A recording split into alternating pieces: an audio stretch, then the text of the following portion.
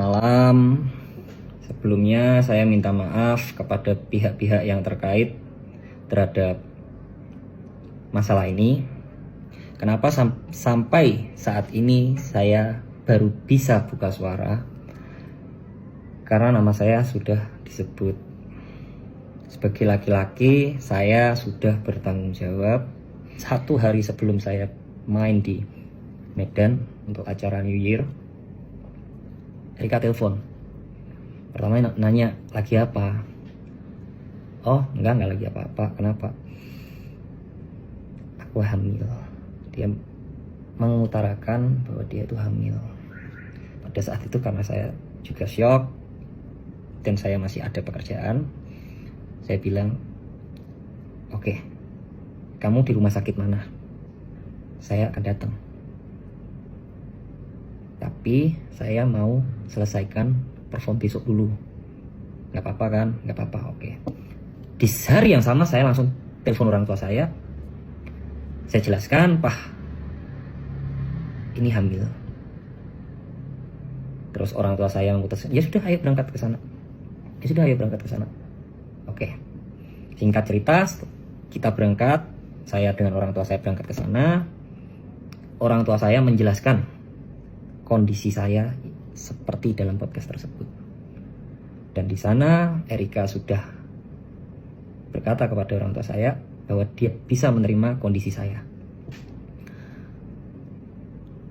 Kemudian orang tua saya ya bilang, ya sudah, jalanin aja. Oke, akhirnya kita jalanin. Setelah kita jalanin, kita berantem. Pertama kali kita berantem adalah masalah charger. Masalah kabel charger, guys.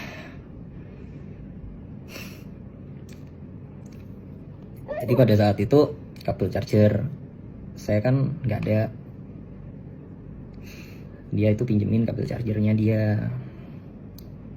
Karena kan itu kan aku kan berangkat keluar kota. Nah, setelah selesai perform, saya buru-buru pulang, terlebih dahulu pulang untuk temani Erika. Karena saya tahu posisinya lagi hamil, saya selesai perform, saya ambil flight yang paling pagi untuk temani Erika. Saya capek, masih apa.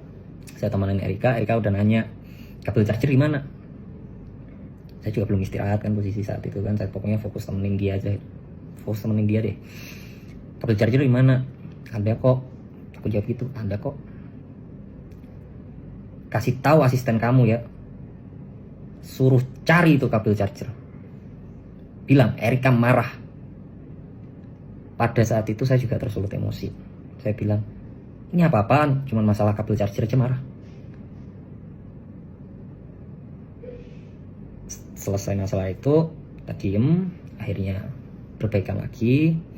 Jalan lagi. Setelah jalan lagi, pagi hari kita mau keluar bareng. Di pagi hari itu kita mau keluar bareng. Karena pada saat itu celana panjang saya itu semua lagi dicuci. Saya bilang, apa aku pakai celana pendek aja ya? Yang agak saya shock pada saat itu, dia berkata kepada saya, kamu tahu nggak jalan sama siapa? Kok bisa-bisanya pakai celana pendek? Jujur, pada saat itu saya sangat terpukul gitu kan. Tapi saya berusaha positive thinking. Oh, mungkin karena ini hormon ibu hamil. Saya diam, saya keluar dari kamar, saya ngerokok, saya mencoba tenangin diri. Kemudian saya berusaha untuk masuk lagi ke kamar tersebut.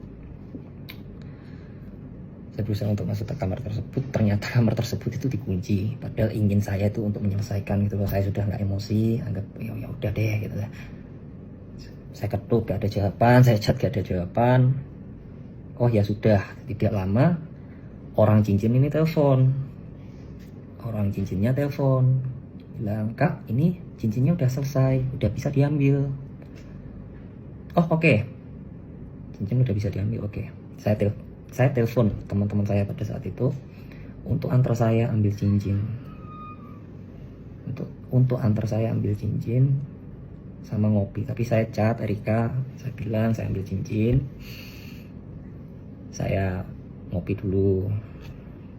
Udah pulang dari sana setelah ambil cincin, Saya berusaha masuk lagi, ternyata pintu udah dibuka. Tapi ini posisi teman saya sudah pada pulang ya, istilahnya teman saya itu cuma antar saya. Saya masuk ke kamar. Niatan saya itu untuk bikin mood dia seneng dulu itu. Ini loh cincin udah jadi. Saya coba tunjukin gitu, cuman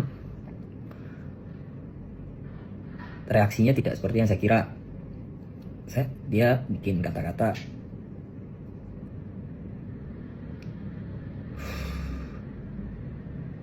saya sepertinya tidak bisa melanjutkan hubungan ini. Udah, kamu diem aja. Biarkan saya yang bertanggung jawab.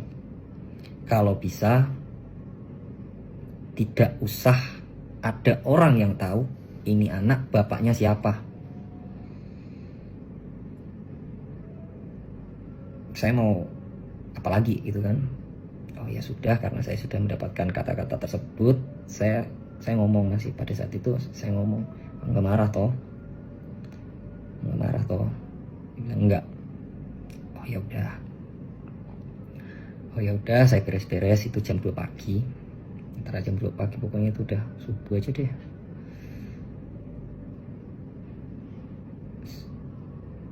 Saya telepon teman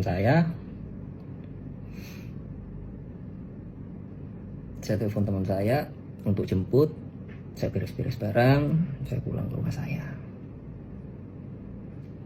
Di saat itu juga saya langsung telepon orang tua saya kabarin, Pah, Mah, ini dia bilang gak mau melanjutkan.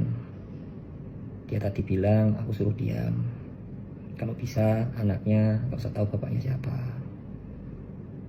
Ya sudah kok, papa mamaku bilang gitu. Ya sudah kok, yang penting kamu sudah bertanggung jawab. Oke.